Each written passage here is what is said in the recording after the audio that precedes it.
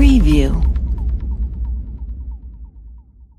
John Oliver excoriated President Donald Trump for having declined to single out for condemnation a group of Nazis and white nationalists who staged a Unite the Right march in Charlottesville, Virginia over the weekend in protest of a plan to remove a statue of Confederate Gen.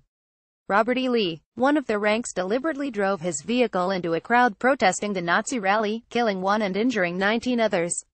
It was truly a weekend of horrifying images, the late-night host said at the top of Last Week Tonight. We saw Nazi flags and marchers carrying torches, tiki torches, because nothing says white nationalist quite like faux Polynesian kitsch. A protester being killed in the wake of neo-Nazis marching in the street of an American city is the kind of tragedy that calls for leadership from whoever is in the Oval Office, Oliver suggested, stating the obvious. Unfortunately, the current occupant is Donald Trump. After he had a few hours to think about how to respond, he came up with this: "We condemn in the strongest possible terms this egregious display of hatred, bigotry and violence, on many sides, on many sides. On many sides this was a white nationalist rally," Oliver raved. "You have to call that out by name." Trump having made his false equivalency between Nazis and people who oppose Nazis, Trump jumped to his fave topic, absolving himself of any personal responsibility. White nationalists, however, disagreed, crediting Trump with inspiring their actions. David Duke, for instance, who told reporters at the rally, "We are determined to take our country back. We're going to fulfill the promises of Donald Trump. That's what we believed in. That's why we voted for Donald Trump. Because he said he's going to take our country back. That's what we gotta do." David Duke and the Nazis really seem to like Donald Trump, Oliver observed, explaining, "Nazis are a lot like cats. If they like you, it's probably because you are feeding them."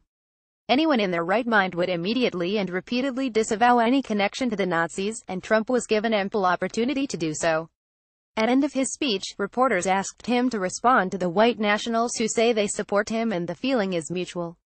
Trump ignored the question, and after signing the bill that originally had been the pretext for the presser, Trump again got asked if he would condemn the white supremacist group. He instead walked off stage.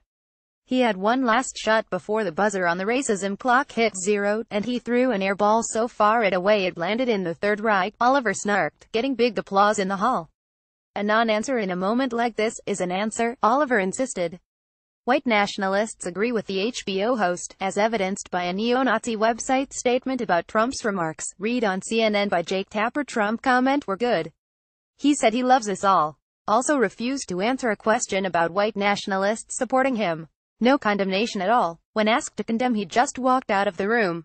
Really good. God bless him. If Trump eventually gets around to condemning the white nationalists, it will be too late. Because his first response is who he is, Oliver suggested. Trump's reaction to the violence in Charlottesville was infuriatingly predictable, and yet, painful to watch, because it does not get easier than disavowing Nazis. It's as much of a presidential gimme a pardoning a fink turkey. It is almost impossible to screw it up. But that's exactly what happened, Oliver blasted. "No point waiting for leadership from our president at moments like this, because it is just not coming," Oliver said.